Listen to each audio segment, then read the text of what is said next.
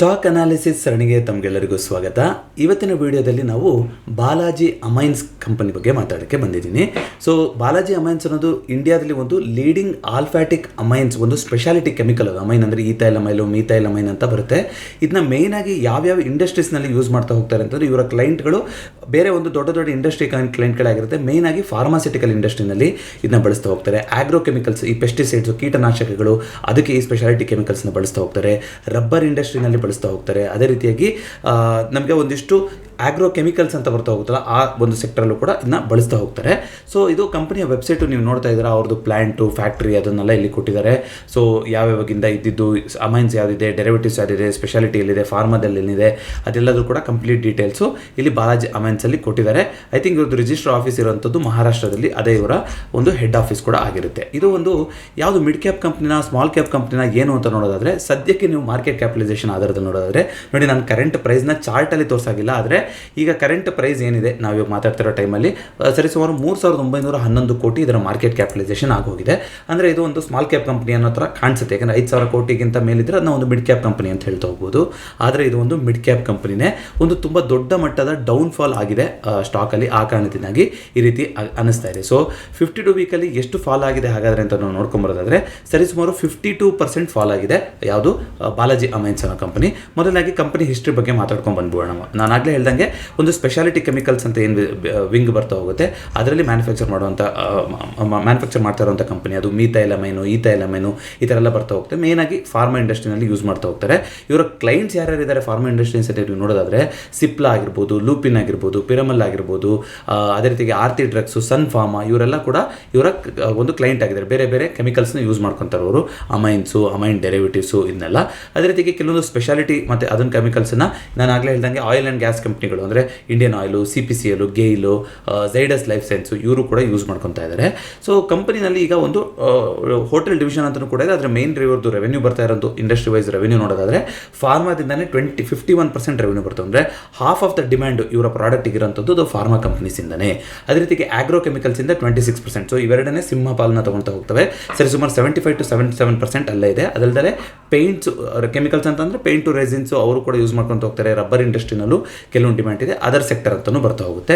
ಡೊಮೆಸ್ಟಿಕಲ್ಲೇ ಇವ್ರದ್ದು 86% revenue split ಆಗಿದೆ. ಒಂದು 14% ರೆವೆನ್ಯೂ ಇವರಿಗೆ ಎಕ್ಸ್ಪೋರ್ಟ್ ಮಾಡೋದ್ರಿಂದ ಬರ್ತಾ ಹೋಗುತ್ತೆ. ಸರಿಸುಮಾರು 50ಕ್ಕೂ ಹೆಚ್ಚು ಕಂಟ್ರಿಗಳಿಗೆ ಇವರು ಎಕ್ಸ್ಪೋರ್ಟ್ನ ಮಾಡ್ತಾ ಇದ್ದಾರೆ. ಸೊ ಇಂಡಿಯಾದಲ್ಲಿ ಒಟ್ಟು 4 ಮ್ಯಾನುಫ್ಯಾಕ್ಚರಿಂಗ್ ಯೂನಿಟ್ಸ್ ಇದೆ. 3 ಸೋಲಾಪುರ್ ಮಹಾರಾಷ್ಟ್ರದಲ್ಲೇ ಇದೆ, 1 ಹೈದರಾಬಾದಲ್ಲಿದೆ. ಸೊ ಅದಲ್ಲದೆ ಕ್ಯಾಪೆಕ್ಸ್ ಅಂತ ನೋಡೋದಾದ್ರೆ ಇನ್ಕ್ರೀಸ್ ಮಾಡ್ಕೋಬೇಕು ಅಂತೆಲ್ಲ ನೋಡ್ತಾ ಇದ್ದಾರೆ. ಆದರೆ ಇವ್ರದೇ ಬಾಲಾಜಿ ಅಮೈನ್ಸ್ ಜೊತೆಗೆ ಬಾಲಾಜಿ ಸ್ಪೆಷಾಲಿಟಿ ಕೆಮಿಕಲ್ಸ್ ಅಂತಲೂ ಕೂಡ ಒಂದು ಕಂಪನಿ ಇದೆ. ಅದೇ ಈ ಕಂಪನಿಗೆ ಮುಳುವಾಯ್ತಾ ಅದ್ರ ಬಗ್ಗೆನೂ ನಾನು ಮಾತಾಡ್ತಾ ಹೋಗ್ತೀನಿ ಮುಂದೆ.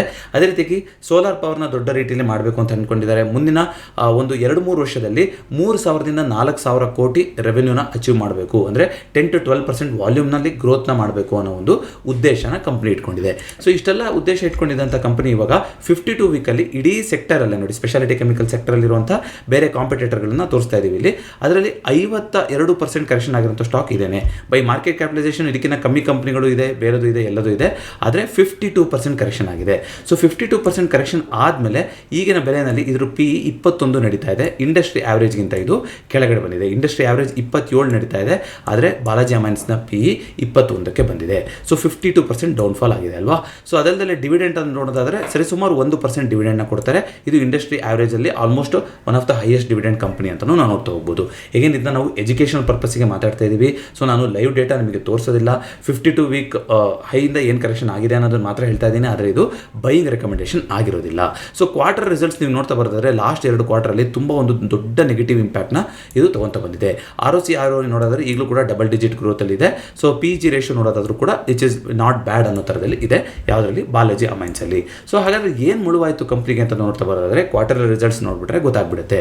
ನೋಡಿ, ಜಸ್ಟ್ ಈಗ ಡಿಸೆಂಬರ್ 2024ರದ್ದು ಹೋದ ವರ್ಷ ಡಿಸೆಂಬರ್ 2023 ಜೊತೆಗೆ ನೀವು ಕಂಪೇರ್ ಮಾಡೋದಾದರೆ, ಸೇಲ್ಸು 383 ಕೋಟಿ ಇತ್ತು. ಅದು ಸೇಲ್ಸು 313 ಕೋಟಿ ಆಗಿತ್ತು ಈ ಕ್ವಾರ್ಟರ್ ಲಾಸ್ಟ್ ಡಿಸೆಂಬರ್ ಕ್ವಾರ್ಟರ್ ನೋಡೋದಾದರೆ. ಆದರೆ ಪ್ರಾಫಿಟಬಿಲಿಟಿ ನೋಡಿ 74 ಕೋಟಿ ಪ್ರಾಫಿಟ್ ಇದ್ದಿದ್ದು 46 ಕೋಟಿಗೆ ಬಂದಿದೆ. ಅಂದರೆ which is almost 50% decline in profit ಅಲ್ವಾ. ಹಾಗಾಗಿ ಅದನ್ನ ಮಾರ್ಕೆಟು ಇಷ್ಟಪಟ್ಟಿಲ್ಲ. ಜೊತೆಗೆ 2021 ಕೋವಿಡ್ ಟೈಮಲ್ಲಿ ಯಾವಾಗ ಫಾರ್ಮಾ ಸ್ಟಾಕ್ಸ್ಗಳಿಗೆ ತುಂಬ ಒಂದು ಡಿಮ್ಯಾಂಡ್ ಇತ್ತು, ಆಗ ತುಂಬ ಒಂದು ಪ್ರೊಡಕ್ಷನ್ಗೆ ಡಿಮ್ಯಾಂಡ್ ಇತ್ತು, ಈ ಥರ ಸ್ಪೆಷಾಲಿಟಿ ಕೆಮಿಕಲ್ಸ್ಗೂ ಕೂಡ ತುಂಬ ಡಿಮ್ಯಾಂಡ್ ಬರ್ತಾ ಹೋಗಿತ್ತು. 2021 ಇವರು 565 ಕೋಟಿ ಸೇಲ್ನ ಮಾಡಿದ್ದಾರೆ ಅವಾಗ. ಅದೇ ರೀತಿಯಾಗಿ 155 ಕೋಟಿ ಪ್ರಾಫಿಟ್ ಬಂದಿತ್ತು ಯಾವಾಗ 4 ವರ್ಷದ ಹಿಂದೆ. ಅದ್ರೀಗ 4 ವರ್ಷ ಆದರೂ ಕೂಡ ಆ ಲೆವೆಲ್ನ ಇವರಿಗೆ ಮ್ಯಾಚ್ ಮಾಡೋಕ್ಕಾಗಿಲ್ಲ. 2021-22 ಮಾರ್ಚ್ ಆ ಟೈಮಲ್ಲಿ ಏನು ಬಂದಿತ್ತಲ್ಲ, ಆ 21-22ರಲ್ಲಿ ಇದ್ದಿದ್ದಂಥ ಕ್ರೇಜನ್ನು ಈಗ ಬೀಟ್ ಮಾಡೋಕ್ಕಾಗ್ತಾ ಇಲ್ಲ. ಇದಕ್ಕೆ ಸಾಕಷ್ಟು ಕಾರಣಗಳಿದೆ. ಒಂದು, ಅವ್ರ ಕಡೆಯಿಂದ ಅಂತ ನೋಡ್ತಾ ಬರೋದಾದರೆ ಇವಾಗ ಫಾರ್ಮಾ ಕಂಪ್ನಿಗಳಿಗೆ ಫಾರ್ಮಾ ಕಂಪ್ನಿಗಳಿಂದ ಏನು ಡಿಮ್ಯಾಂಡ್ ಬರ್ತಾ ಇತ್ತು ಆ ಡಿಮ್ಯಾಂಡು ಕಮ್ಮಿ ಆಗಿದೆ. ಜೊತೆಗೆ ಅಲ್ಲಿ ಒಂದು ಮ್ಯಾನೇಜ್ಮೆಂಟಲ್ಲೂ ಕೂಡ ಒಂದಿಷ್ಟು ಚೇಂಜಸ್ ಆಗಿದೆ. ಮ್ಯಾನೇಜ್ಮೆಂಟಲ್ಲಿ ಅವ್ರದ್ರಲ್ಲಿ ಚೀಫ್ ಫೈನಾನ್ಷಿಯಲ್ ಆಫೀಸರ್ ಏನಿದ್ರು ಅವರು 2023ರಲ್ಲಿ ಬಾಲಾಜಿ ಕೆಮಿಕಲ್ಸ್ಗಿಂತ ಬಾಲಾಜಿ ಸ್ಪೆಷಾಲಿಟಿ ಕೆಮಿಕಲ್ಸ್ಗೆ ಜಾಸ್ತಿ ಗಮನ ಕೊಡಬೇಕು ಅಂತ ಹೇಳ್ಬಿಟ್ಟು ಇಲ್ಲಿ ರಿಸೈನ್ ಮಾಡಿ ಅಲ್ಲಿಗೆ ಹೋಗ್ತಾರೆ. ಇದಲ್ಲದೆ ಸುಮಾರು ಸೆವೆರಲ್ ಆಗಿರುವಂಥ ಒಂದು ಇಂಡಿಪೆಂಡೆಂಟ್ ಡೈರೆಕ್ಟರ್ಗಳು ಯಾರಿರ್ತಾರೆ ಸುಮಾರು ಜನ, ಅವರು ಕೂಡ ರಿಸೈನ್ ಮಾಡ್ತಾ ಹೋಗ್ತಾರೆ. ಇದು ಒಂದು ಸ್ಟಾಕ್ನ ಸೆಂಟಿಮೆಂಟ್ ಬಗ್ಗೆ ಒಂದು ಇನ್ವೆಸ್ಟರ್ಸ್ಗಳಿಗೆ ಒಂದು ಕಳವಳನ ವ್ಯಕ್ತಪಡಿಸ್ತಾ ಹೋಗುತ್ತೆ. ಯಾಕೆ ಲೀಡರ್ಶಿಪ್ಪಲ್ಲಿ ಈಗ ಒಂದು ರಿಸೈನ್ ಮಾಡ್ತಾ ಇದ್ದಾರೆ ಅಂತ. ಸೊ ಈ ಎಲ್ಲ ಕಾರಣಗಳು ಫ್ಯಾಕ್ಟರ್ ಆಗಿರ್ಬೋದು. ಮೇನ್ ಆಗಿ ಪರ್ಫಾರ್ಮೆನ್ಸ್ ಇಶ್ಯೂ ಇದೆ, ಜೊತೆಗೆ ಕಂಪ್ನಿನಲ್ಲಿ ಲೀಡರ್ಶಿಪ್ಪಲ್ಲೂ ಕೂಡ ಬದಲಾವಣೆ ಆಗಿದೆ, ಜೊತೆಗೆ ಡಿಮ್ಯಾಂಡ್ ಕೂಡ ಕಮ್ಮಿ ಆಗಿದೆ. ಪರ್ಫಾರ್ಮೆನ್ಸ್ ಕಮ್ಮಿ ಆಗಿರೋದಕ್ಕೆ ಮೇನ್ ಕಾರಣ ಡಿಮ್ಯಾಂಡ್ ಕಮ್ಮಿ ಆಗಿದೆ ಫಾರ್ಮಾ ಸೆಕ್ಟರಿಂದ. ಸೊ ನೀವು ನೋಡ್ತಾ ಬರೋದಾದರೆ ಅರ್ನಿಂಗ್ ಪರ್ ಶೇರು ಕೂಡ 27 ರೂಪಾಯಿ ಒಂದು ಶೇರ್ ಅರ್ನ್ ಮಾಡ್ತಾ ಇತ್ತು 2021ರಲ್ಲಿ. ಈಗ ಅದನ್ನು ನೋಡ್ತಾ ಬರೋದಾದರೆ ಸರಿಸುಮಾರು 10 ರೂಪಾಯಿಗೆ ಬಂದ್ಬಿಟ್ಟಿದೆ ಅಲ್ವಾ. ಸೊ ಹೀಗಾಗಿ ಒಂದು ಕಷ್ಟ ಆಗ್ತಾ ಇದೆ ಇವರಿಗೆ.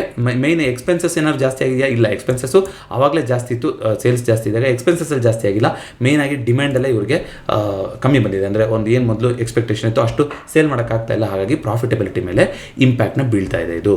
So over all profit and loss ಅಂತ ನೋಡ್ತಾ ಬರೋದಾದರೆ ಇಯರ್ ಆನ್ ಇಯರ್ ಬೇಸಿಸಲ್ಲಿ ನೋಡ್ತಾ ಬರೋದಾದರೆ ನೋಡಿ 2017-18 ಆದಮೇಲೆ 19-20-21ರಲ್ಲಿ ನೋಡಿ ಆಲ್ಮೋಸ್ಟ್ 1300 ಕೋಟಿ 2300 ಕೋಟಿ ಸೇಲ್ ಮಾಡಿದರು ಒಂದು ವರ್ಷದಲ್ಲಿ ಅಂತ ನೋಡೋದಾದರೆ.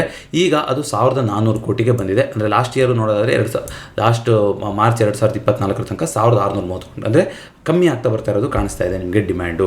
ಸೊ ಇದೇ ಕಾರಣದಿಂದಾಗಿ ಅರ್ನಿಂಗ್ ಪರ್ ಶೇರು 113ಕ್ಕೆ ಮುಟ್ಟಿತ್ತು ಇಯರ್ ಆನ್ ಇಯರು.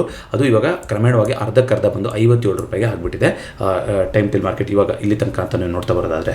ಸೊ ಹೀಗಾಗಿ ಒಂದು ಪರಿಣಾಮ ಬೀರುವಂಥದ್ದು. ಅದಲ್ಲದೆ ಬೇರೆ ಏನಾದರೂ ಇದೆಯಾ, ಲಯಬಿಲಿಟೀಸ್ ಏನಾದರೂ ಜಾಸ್ತಿ ಮಾಡ್ಕೊಂಡಿದ್ದಾರೆ ಹಾಗೆ ಅಂತಂದರೆ ಇಲ್ಲ. ನೋಡಿ ಬಾರೋಯಿಂಗ್ಸ್ ಇದ್ದಿದ್ದನ್ನು ಆಲ್ಮೋಸ್ಟ್ ಇವಾಗ ಡೆಟ್ ಫ್ರೀ ಕಂಪ್ನಿ ಆಗಿದೆ. ಅಂದರೆ ಆಲ್ಮೋಸ್ಟ್ ಬಾರೋಯಿಂಗ್ಸ್ನೆಲ್ಲ ತೆಗೆದುಹಾಕೊಂಡಿದ್ದಾರೆ. ಆ ರೀತಿಯಾಗಿ ಯಾವುದೇ ಅಂತ ಒಂದು ಬೇರೆ ಥರದ್ದು ಬೆಳವಣಿಗೆ ಆಗಿಲ್ಲ, ಸಾಲ ಜಾಸ್ತಿ ಆಗಿರುತ್ತೋ ಆ ಥರದ್ದೆಲ್ಲ ಏನಾಗಿಲ್ಲ. ಆಪರೇಟಿಂಗ್ ಆಕ್ಟಿವಿಟಿಯಿಂದ ಇನ್ವೆಸ್ಟಿಂಗ್ ಆಕ್ಟಿವಿಟಿಯಿಂದ ಕ್ಯಾಶ್ ಉಳಿಯುವಂಥದ್ದು ಅದು ಮೊದಲಿಂದನೂ ಸ್ಪೆಷಾಲಿಟಿ ಕೆಮಿಕಲ್ಸು ನೆಗೆಟಿವ್ ಆಯಿತು, ಈಗಲೂ ಕೂಡ ನೆಗೆಟಿವ್ ಆಗಿದೆ. ಬಟ್ ತುಂಬ ದೊಡ್ಡ ನೆಗೆಟಿವ್ ನಂಬರ್ಸ್ ಏನಲ್ಲ ಇದು. ಸೊ ವಿಚ್ ಇಸ್ ಓಕೆ ಅಂತ ಹೇಳ್ಬೋದು. ಸೊ ಅದಲ್ಲದೆ FIDAಗಳು ಏನು ಮಾಡಿದ್ದಾರೆ ಅಂತ ನಾವು ನೋಡ್ತಾ ಬರೋದಾದರೆ ನೋಡಿ 2022 ಆ ಟೈಮಲ್ಲೆಲ್ಲ 4% ಇದ್ದರು. ಕ್ರಮೇಣವಾಗಿ FIDAಗಳು ಇದರಲ್ಲಿ ಜಾಸ್ತಿನೇ ಆಗ್ತಾ ಬಂದಿರೋದು ಕಾಣಿಸ್ತಾ ಇದೆ ಹೊರತು ಎಲ್ಲೂ ಕಮ್ಮಿ ಆಗಿಲ್ಲ. ಸೊ ಈ ಒಂದು ಲೀಡರ್ಶಿಪ್ಪಲ್ಲಿ ಒಂದಿಷ್ಟು ಚೇಂಜಸ್ ಆಗಿದೆ ಅಂತ ನಾನು ಹೇಳಿದ್ರು ಕೂಡ ಪ್ರಮೋಟರು 2022ರಲ್ಲಿ ಎಷ್ಟಿದ್ದಾರೋ ಈಗಲೂ ಕೂಡ ಪ್ರಮೋಟರ್ಸ್ಗಳು ಅಷ್ಟೇ ಇದ್ದಾರೆ. ಆದರೆ ಕಮ್ಮಿ ಆಗ್ತಾ ಇರೋಂಥದ್ದು ಪಬ್ಲಿಕ್ಕು. ನೋಡಿ ಯಾಕಾಗತ್ತೆ ಅಂತ ನಾನು ಚಾರ್ಟ್ ಸಿಗೋದಾಗ ನಿಮಗೆ ತೋರಿಸ್ತೀನಿ. 42% ಪಬ್ಲಿಕ್ ಹೋಲ್ಡಿಂಗ್ ಇತ್ತು 2022ರಲ್ಲಿ, ಅದು ಇವಾಗ 39%ಗೆ ಬಂದಿದೆ ಇಷ್ಟೊಂದು ಫಾಲ್ ಆದಮೇಲೆ. ಅಂದರೆ ಈ ಡಿಸೆಂಬರ್ಗೆ ಈಗ ಮಾರ್ಚಲ್ಲಿ ಇನ್ನೂ ಕೂಡ ಫಾಲ್ ಆಗಿರ್ಬೋದು. ಬಟ್ ನಾನು 3 ತಿಂಗಳಿನ ಹಳೆ ಡೇಟಾ ಇಲ್ಲಿ ಸಿಗ್ತಾ ಇದೆ, ಅದನ್ನ ನಾನು ತೋರಿಸ್ತಾ ಇದ್ದೀನಿ. ಬಟ್ FIಗಳು ನೀವು ನೋಡೋದಾದರೆ ಈಗಲೂ ಕೂಡ 5%ಅಲ್ಲಿದ್ದಾರೆ. DIಗಳು ಸ್ವಲ್ಪ ಕಮ್ಮಿ ಮಾಡ್ಕೊಂಡಿದ್ದಾರೆ, ಆದರೆ 1% ಚಿಲ್ಲರೆ ಇದ್ದಾರೆ. ಬಟ್ ಸಿಂಹಪಾಲು ಈಗಲೂ ಕೂಡ ಇದರಲ್ಲಿ ಯಾರು ನಮ್ಮ ರಿಟೇಲ್ ಇನ್ವೆಸ್ಟರ್ಸ್ ಇರುವಂಥದ್ದು. ಯಾಕೆ ರಿಟೇಲ್ ಇನ್ವೆಸ್ಟರ್ಸ್ಗೆ ಇದು ಇಷ್ಟೊಂದು ಇಲ್ಲಿ ಪರ್ಸೆಂಟೇಜಲ್ಲಿ ಅಕ್ಯುಮುಲೇಟ್ ಮಾಡ್ಕೊಂಡಿದ್ದಾರೆ ಅನ್ನೋದು ಚಾರ್ಟ್ ನೋಡಿದ್ರೆ ನಿಮ್ಗೆ ಗೊತ್ತಾಗ್ತಾ ಹೋಗ್ಬಿಡುತ್ತೆ. ನೋಡಿ ಚಾರ್ಟಲ್ಲಿ ಬಾಲಾಜಿ ಅಮೈನ್ಸ್ ನೋಡೋದಾದರೆ 2020-21 ಟೈಮಲ್ಲಿ ಎಲ್ಲಿತ್ತು 300 ರೂಪಾಯಿ ಇದ್ದಿದ್ದಂಥ ಕಂಪನಿ 5,000ಕ್ಕೆ ಹೋಯಿತು. 300 ರೂಪಾಯಿ ಇದ್ದಿದ್ದಂಥ ಕಂಪನಿ 5,245ಕ್ಕೆ ನೋಡ್ತು. ನೋಡಿ ಈ ಟೈಮಲ್ಲಿ ಇಷ್ಟೊಂದು ಮೇಲ್ಗಡೆ ಹೋಗಿರೋದನ್ನ ನೋಡಿಕೊಂಡು ಸುಮಾರು ಜನ ರಿಟೇಲ್ ಇನ್ವೆಸ್ಟರ್ಸು ಸ್ಟಕ್ ಆಗಿರ್ತಾರೆ. ಇಲ್ಲಿ ದೊಡ್ಡ ದೊಡ್ಡ ವಾಲ್ಯೂಮಲ್ಲಿ ಕೂಡ ಆಗ್ತಾ ಇತ್ತು, ಕ್ರಮೇಣವಾಗಿ ಮೇಲ್ಗಡೆ ಹೋಯಿತು. ಇಲ್ಲೆಲ್ಲ ತೊಗೊಂಡೋಗಿರ್ತಾರೆ. ಬಟ್ ಯಾವಾಗ ಈ ಲೆವೆಲು 3,000 ಇದ್ರ ಮೇಲ್ಗಡೆ ಎಲ್ಲ ಹೋಗ್ತಾ ಹೋಯ್ತಲ್ಲ ಆಗ ರಿಟೇಲ್ ಇನ್ವೆಸ್ಟರ್ಸು ಆ್ಯಡ್ ಆಗಿರ್ತಾರೆ. ಬಟ್ FIಗಳು ಏನು ಮಾಡಿರ್ತಾರೆ ಅದಕ್ಕಿಂತ ಮುಂಚೆನೇ ಆ್ಯಡ್ ಆಗಿರ್ತಾರೆ, ಅದು ಕ್ಲೀನಾಗಿ ಕಾಣಿಸ್ತಾ ಇದೆ. ಸೊ FIಗಳು ಅದಾದಮೇಲೆ ಸೆಲ್ಲಿಂಗ್ ಮಾಡ್ಕೊಳ್ತಾ ಬಂದಿರ್ಬೋದು ದೊಡ್ಡವರು ಇದರಲ್ಲಿ. ಸೊ ಅದಾದಮೇಲೆ ಕ್ರಮೇಣವಾಗಿ ಕೆಳಗಡೆ ಬರ್ತಾನೆ ಬಂದಿದೆ. ಸೆಲ್ಲಿಂಗು ಕ್ರಮೇಣವಾಗಿ ಹಂತವಾಗಿ ಸಪ್ಲೈ ಕೆಳಗಡೆ ಮಾಡ್ಕೊತ ಬಂದಿದ್ದಾರೆ. ಇಂಪಾರ್ಟೆಂಟ್ ಲೆವೆಲ್ ಅಂತ ನನಗೆ ಅನಿಸಿದ್ದು ಹಿಸ್ಟಾರಿಕಲಿ ನೋಡೋದಾದರೆ ಈ 2783 ಲೆವೆಲ್. ಯಾಕೆಂದರೆ ಒಂದು ದೊಡ್ಡ ವಾಲ್ಯೂಮ್ ಬಂದು ಒಂದು ಶೂಟಪ್ ಆಗಿದ್ದು ಆ ಲೆವೆಲಿಂದಾನೆ. ಸೊ ಕೊನೆಗೆ ಅಲ್ಲಿ ಒಂದು ಸಪೋರ್ಟ್ ತೊಗೊತಾ ಇದೆ ಅಂತ ತೋರಿಸಿದ್ದು ಕೂಡ ಆ ಲೆವೆಲೇ. ಆದರೆ ಆ ಲೆವೆಲ್ಗಿಂತನೂ ಕೆಳಗಡೆ ಬರ್ತಾ ಹೋದಾಗ ವೀಕ್ಲಿ ಕ್ಯಾಂಡಲ್ ಏನಾಯಿತು, ಒಂದು 100 ಡೇ ಮೂವಿಂಗ್ ಆವರೇಜನ್ನು ಬೀಟ್ ಮಾಡಿ 200 ಡೇ ಮೂವಿಂಗ್ ಆವರೇಜ್ಗೆ ಬಂದ್ಬಿಡ್ತು ಸ್ಟಾಕು. ಸೊ 200 ಡೇ ಮೂವಿಂಗ್ ಆ್ಯಾವರೇಜಿಗೆ ಬಂದಾಗ ನಿಮ್ಗೆ ಗೊತ್ತಿದೆ ವೀಕ್ಲಿ ಕ್ಯಾಂಡಲಲ್ಲಿ ಅದು ರಿಕವರ್ ಆಗೋಕ್ಕೆ ತುಂಬ ಟೈಮ್ ಬೇಕಾಗ್ತಾ ಹೋಗುತ್ತೆ ಅಂತ. ಈಗ 2024 ಡಿಸೆಂಬರ್ ತನಕ ಅಂತ ನಿಮಗೆ ತೋರಿಸೋದಾದರೆ ಅದೇ ಝೋನಲ್ಲಿ ಒಂದು ಬಸ್ ಸ್ಟ್ಯಾಂಡ್ನ ಮಾಡಿತ್ತು ಕೆಳಗಡೆ. ಇದೆಲ್ಲ ಹೇಗೆ ಯಾವ ಲೆವೆಲು ನೋಡಿ, ಒಂದು ಮಾರಬುಜು ಕ್ಯಾಂಡ್ಲು ಎಷ್ಟೊಂದು ಇಂಪಾರ್ಟೆಂಟ್ ಆಗುತ್ತೆ ಅಂತ ನಾವು ಮಾತಾಡ್ತಾ ಇರ್ತೀವಿ. ಆ ಮಾರಬುಜು ಕ್ಯಾಂಡ್ಲು ಬಾಟಮ್ನಲ್ಲೇ ಈಗ ಇಷ್ಟೊಂದು ದಿನ ಟ್ರೇಡ್ ಆಗ್ತಾ ಇತ್ತು. ಆದರೆ ಡಿಸೆಂಬರಲ್ಲಿ, ನಾನು ಅದಕ್ಕಿಂತ ಮುಂದಿನ ತೋರಿಸೋಂಗಿಲ್ಲ, ಡಿಸೆಂಬರಲ್ಲಿ ಒಂದು ದೊಡ್ಡ ವಾಲ್ಯೂಮ್ ಬಂತು ತಿರ್ಗಾ. ಈ ವಾಲ್ಯೂಮು ಅವಾಗ ಹಿಂದೆ ಬೈ ಆಗಿತ್ತಲ್ಲ 2021ರಲ್ಲಿ, ಆ ಟೈಮಲ್ಲಿ ಆದಂತಹ ಸಮಾನವಾದಂಥ ವಾಲ್ಯೂಮ್, ಅಷ್ಟು ದೊಡ್ಡ ವಾಲ್ಯೂಮು 3-4 ವರ್ಷದಲ್ಲಿ ಬಂದೇ ಇರಲಿಲ್ಲ. ಆಗ ಈ ಒಂದು ಲೆವೆಲ್ನು ಕೂಡ ಮುರ್ಕೊಂಡು ಕೆಳಗಡೆ ಬರ್ತಾ ಹೋಯಿತು. ಸೊ ಆ್ಯಸ್ ಎನ್ ಇನ್ವೆಸ್ಟರ್ ನಾವಿದ್ರಲ್ಲಿ ಯಾರಾದರೂ ಎಂಟ್ರಿ ಆಗಿದ್ವಿ, ಲೆಟ್ಸೆ ಈ ಲೆವೆಲಲ್ಲೇ ಎಂಟ್ರಿ ಆಗಿದ್ರಿ ಅಂತಂದರೆ, ಇಷ್ಟೊಂದು ದೊಡ್ಡಕ್ಕೆ ಬಂದು ಇಲ್ಲಿ ಬಂದು ಬಸ್ ಸ್ಟ್ಯಾಂಡ್ ಆಗ್ತಾ ಇದೆಯಂತಲ್ಲ, ಅಲ್ಲಿಂದ ಮೇಲ್ಗಡೆ ಹೋದಾಗ ಈ ಒಂದು ಟ್ರೆಂಡ್ ಲೈನ್ನ ಬಿಟ್ಟು ಮೇಲ್ಗಡೆ ಹೋಗಿದ್ರೆ ವೆಲ್ ಆ್ಯಂಡ್ ಗುಡ್ ಆಗಿತ್ತು. ಇಲ್ಲಿಂದ ವಾಪಸ್ ಇಷ್ಟು ದೊಡ್ಡ ಕ್ಯಾಂಡಲ್ ಮಾಡ್ಕೊಂಡು ಕೆಳಗಡೆ ಬರ್ತಾ ಇದೆ ಅಂತ ಅಂದಾಗ, ಕ್ವಾರ್ಟರ್ ಆನ್ ಕ್ವಾರ್ಟರ್ ರಿಸಲ್ಟ್ಸ್ ಕೆಳಗಡೆ ಬರ್ತಿದೆ ಅಂದಾಗ ಈ ಪಾಯಿಂಟಲ್ಲೇ ನಾವು ಎಕ್ಸಿಟ್ನ ಮಾಡ್ಕೋಬೇಕಾಗಿತ್ತು. ಅಂದರೆ ಲಾಂಗ್ ಟರ್ಮಲ್ಲಿ ನಿಮ್ಗೆ ಇನ್ವೆಸ್ಟ್ ಮಾಡೋದು ಇದೆ ಅಂತ ಅಂದ್ರೂ ಕೂಡ ನಿಮಗೆ ಈ ಲೆವೆಲಲ್ಲಿ ತೊಗೊಂಡಿದ್ದೀರ ಅಂದರೆ ತುಂಬ ಏನು ಕೆಳಗಡೆಗೆ ಸಿಕ್ಕಿರೋದಿಲ್ಲ. ಮತ್ತು ನೀವು ತೊಗೊಂಡಿದ್ದ ಟೈಮಲ್ಲಿ ಅದರ ಪಿ ವ್ಯಾಲ್ಯೂಯೇಷನ್ ಯಾವ ರೀತಿ ಇತ್ತು, ಪ್ರೈಸ್ ಟು ಅರ್ನಿಂಗ್ ಯಾವ ರೀತಿ ಇತ್ತು. ಈಗ ಇಷ್ಟೊಂದು ಫಾಲ್ ಆದಮೇಲೆ 55-58% ಫಾಲ್ ಆದಮೇಲೆ ಇದರ price to earning ratio industry ಆವ್ರೇಜಿಗೆ ಬಂದಿದೆ. ಬಟ್ ನೀವು ತೊಗೊಂಡು ಇಟ್ಕೊಂಡು ಹೋಲ್ಡ್ ಮಾಡಿದ ಲೆವೆಲಲ್ಲಿ ಅದರ ಪಿ ಆವ್ರೇಜ್ ಎಷ್ಟಿತ್ತು ಅನ್ನೋದು ನೋಡುವಂಥದ್ದು ವೆರಿ ಇಂಪಾರ್ಟೆಂಟ್. ಅದು ಪ್ರತಿಯೊಂದು ಫ್ಯಾಕ್ಟರ್ ಮೇಲೂ ಡಿಪೆಂಡ್ ಆಗ್ತಾ ಹೋಗುತ್ತೆ. ಇಂಡಸ್ಟ್ರಿನಲ್ಲಿ ಯಾವ ರೀತಿ ಪರ್ಫಾರ್ಮ್ ಆಗ್ತಾ ಇದೆ, ಡಿಮ್ಯಾಂಡ್ ಯಾವ ರೀತಿ ಬರ್ತಾ ಇದೆ, ಕಂಪನಿದು ಆಗ ಸೇಲ್ಸ್ ಏನಾಗಿತ್ತು, ಇದ್ರ ಮೇಲೆ ಪಿ ವೇರಿಯೇಷನ್ ಆಗ್ತಾ ಇರುತ್ತೆ. ಸೊ ತುಂಬ ಒಂದು ಹೈ ಪಿನಲ್ಲಿ ನೀವು ಹೋಲ್ಡ್ ಮಾಡುವಂಥದ್ದು, ಅಂದರೆ ಮೇಲ್ಗಡೆ ಹೋಗಿತ್ತು ನಂಗೆ ಲಾಂಗ್ ಟರ್ಮಲ್ಲಿ ಭರವಸೆ ಇದೆ ಅಂದ್ರೂ ಕೂಡ ನಿಮಗೆ ಇಷ್ಟು ದೊಡ್ಡ ಕರೆಕ್ಷನ್ ಆಗಿರುತ್ತಲ್ಲ ಆ ಟೈಮಲ್ಲಿ, ಆಗಲೂ ಕೂಡ ಅದರ ಪಿ ವ್ಯಾಲ್ಯೂ ಜಸ್ಟಿಫಿಕೇಷನ್ ಆಗ್ತಾ ಇಲ್ಲ ಅಂದರೆ ಹೋಲ್ಡ್ ಮಾಡೋದ್ರಲ್ಲಿ ಅರ್ಥನೇ ಇಲ್ಲ. ಮೋರ್ ಓವರ್ ಯಾವ್ದಾದ್ರು ಒಂದು ಸ್ಟಾಕ್ಸು 10 ಟೈಮ್ಸ್ ಗ್ರೋತ್ ಆಗಿದೆ ಅಂದರೆ 10 ಟೈಮ್ಸ್ ಅಲ್ಲ ಸರ್, 300ರಿಂದ 3000ಕ್ಕೆ ನಿಮಗೆ 10 ಟೈಮ್ಸ್ ಆಗೋಯ್ತು. 6000 ಅಂದರೆ ಇದೊಂದು ಆಲ್ಮೋಸ್ಟ್ 200-300 ಟೈಮ್ಸ್ ಅಲ್ವಾ. ಸೊ ಇಷ್ಟು ದೊಡ್ಡ ಗ್ರೋತ್ ಆದಾಗ ನಾವು ಹುಷಾರಾಗಿ ಇರ್ತಾ ಹೋಗಬೇಕು. ಒಂದು ಸಣ್ಣ ಫಾಲ್ ಬರ್ತಾ ಹೋದ್ರೂ ಕೂಡ ಅದು ಜೋರಾಗಿರುವಂಥ ಡ್ರಾಸ್ಟಿಕ್ ಫಾಲ್ ಆಗ್ತಾ ಹೋಗಿರುತ್ತೆ. ಸೊ ಈಗ ಮತ್ತೆ ಬೈ ಮಾಡಬೇಕಾ ಸೆಲ್ ಮಾಡಬೇಕಾ ಅದು ನಿಮ್ಮ ಅನಾಲಿಸಿಸ್ಗೆ ಬಿಟ್ಟಿದ್ದಂಥದ್ದು. ಆದರೆ ನೀವು ನೋಡ್ತಾ ಇದ್ದೀರಾ ಹಿಂದೆ ಇದ್ದಿದ್ದಂಥ ಲೆವೆಲ್ ಅಂದರೆ ಆಲ್ಮೋಸ್ಟ್ 775-800 ಲೆವೆಲ್ ತುಂಬ ಇಂಪಾರ್ಟೆಂಟ್ ಲೆವೆಲ್ ಆಗಿತ್ತು. ಸೊ ಅದಕ್ಕೆ ಮೇಲ್ಗಡೆ ಅಂತಂದರೆ ಇವಾಗ ಈ ಒಂದು ಬಸ್ ಸ್ಟ್ಯಾಂಡ್ 1900-2000 ಅನ್ನೋದು ಮುಂದಕ್ಕೂ ಕೂಡ ಇದೊಂದು 2000 ಲೆವೆಲ್ ಅನ್ನೋದು ಇಂಪಾರ್ಟೆಂಟ್ ರೆಸಿಸ್ಟೆನ್ಸ್ ಆಗ್ತಾ ಹೋಗುತ್ತೆ. ಆದರೆ ಸ್ಟಾಕು ತುಂಬ ಡೀಪಾಗಿ ಕರೆಕ್ಷನ್ ಆಗಿದೆ. ಕರೆಂಟ್ ಮಾರ್ಕೆಟ್ ಪ್ರೈಸು 1207 ರೂಪಾಯಿ ನಡೀತಾ ಇದೆ. ಸೊ ಇದು ಬಾಲಾಜಿ ಅಮೈನ್ಸಲ್ಲಿ ಯಾಕೆ ಈ ರೀತಿ ಆಯಿತು, ಒಂದು ಫಾರ್ಮಾದಿಂದ ಬಂದಿದ್ದಂಥ ಡಿಮ್ಯಾಂಡು, ಫಾರ್ಮಾ ಸೆಕ್ಟರ್ ಕೂಡ ಸ್ಟ್ರಗಲ್ ಮಾಡ್ತಾ ಹೋಯಿತು. ಅದಕ್ಕೆ ಬೇಕಾದಂಥ one of the raw materials ಅಂತ ಕರಿತಾ ಹೋಗ್ಬೋದು ಇದು. ಸೊ ಇವರು ಕೂಡ ಅದನ್ನು ಆ ಒಂದು ಫೇಸ್ನ ಒಂದು ಹೀಟನ್ನು ತೊಗೊಳ್ತಾ ಹೋಗಿದ್ದಾರೆ. ಅದಕ್ಕೆ ಹೇಳುವಂಥದ್ದು ಕೆಲವೊಂದು ಸೆಕ್ಟರ್ಗಳು ಡಿಪೆಂಡೆಂಟ್ ಸೆಕ್ಟರ್ ಆಗಿರುತ್ತೆ, ಒಂದ್ರ ಮೇಲೆ ಇನ್ನೊಂದು ಡಿಪೆಂಡ್ ಆಗಿರುತ್ತೆ. ಹಾಗಾಗಿ ಒಂದು ಸೆಕ್ಟರ್ಗೆ ಡೌನ್ ಆಯಿತು ಅಂದರೆ ಅದು ಇನ್ನೊಂದು ಸೆಕ್ಟರ್ನು ಕೂಡ ಡೌನ್ ಮಾಡುವಂಥ ಸಾಧ್ಯತೆ ಇರುತ್ತೆ ಅನ್ನೋದನ್ನು ಬಾಲಾಜಿ ಅಮೈನ್ಸ್ ಅನ್ನೋ ಕಂಪನಿ ನಮಗೆ ತಿಳಿಸ್ಕೊಟ್ಟಿದೆ. ಸೊ ಇದಿಷ್ಟು ಇವತ್ತಿನ ಸ್ಟಾಕ್ಸ್ ಅನಾಲಿಸಿಸ್ ಆಗಿತ್ತು. ಈ ವಿಡಿಯೋ ಇಷ್ಟ ಆಗಿತ್ತು ಅಂದರೆ ದಯವಿಟ್ಟು ವಿಡಿಯೋನ ಲೈಕ್ ಮಾಡಿ ಹಾಗೂ ಚಾನಲ್ಗೆ ಸಬ್ಸ್ಕ್ರೈಬ್ ಮಾಡಿ ಮತ್ತು ನಿಮ್ಮ ಫ್ರೆಂಡ್ಸು ಫ್ಯಾಮಿಲಿಗೂ ಈ ಮಾಹಿತಿನ ಶೇರ್ ಮಾಡ್ಕೊಳ್ಳಿ. ಮತ್ತೆ ಹೇಳ್ತಾ ಇದ್ದೀನಿ, ನಾವು ಸೆಬಿ ರಿಜಿಸ್ಟರ್ಡ್ ಇನ್ವೆಸ್ಟ್ಮೆಂಟ್ ಅಡ್ವೈಸರ್ ಆಗಿರೋದಿಲ್ಲ. ಇದು ಕೇವಲ ಒಂದು ಎಜುಕೇಷನಲ್ ಪರ್ಪಸ್ಸಿಗೆ ಮಾಡಿದಂಥ ವಿಡಿಯೋ ಆಗಿತ್ತು. ಮೂವಿಂಗ್ ಆವರೇಜ್ ಬಗ್ಗೆ ನಾನು ಡೆಡಿಕೇಟೆಡ್ ವಿಡಿಯೋ ಮಾಡಿದ್ದೀನಿ. ಫಂಡಮೆಂಟಲ್ ಅನಾಲಿಸಿಸ್ ಬಗ್ಗೆನೂ ಕೂಡ ಡೆಡಿಕೇಟೆಡ್ ಪ್ಲೇಲಿಸ್ಟ್ ಇದೆ. ಅದರಲ್ಲಿ ನಾವು ಮಾತಾಡುವಂಥ ಟರ್ಮ್ ಮೂವಿಂಗ್ ಆವರೇಜ್ ಅಂದ್ರೇನು, ಪ್ರೈಸ್ ಟು ಅರ್ನಿಂಗ್ ಅಂದ್ರೇನು, ಪ್ರೈಸ್ ಟು ಬುಕ್ ಅಂತಂದ್ರೇನು, ಸೊ ಇದನ್ನೆಲ್ಲ ಕೂಡ ನೀವು ವಿಸ್ತಾರವಾಗಿ ಅದರಲ್ಲಿ ನೀವು ನೋಡ್ತಾ ಹೋಗ್ಬೋದು. ಮತ್ತೊಂದು ವಿಡಿಯೋದೊಂದಿಗೆ ಭೇಟಿಯಾಗೋಣ. ಎಲ್ಲರಿಗೂ ನಮಸ್ಕಾರ.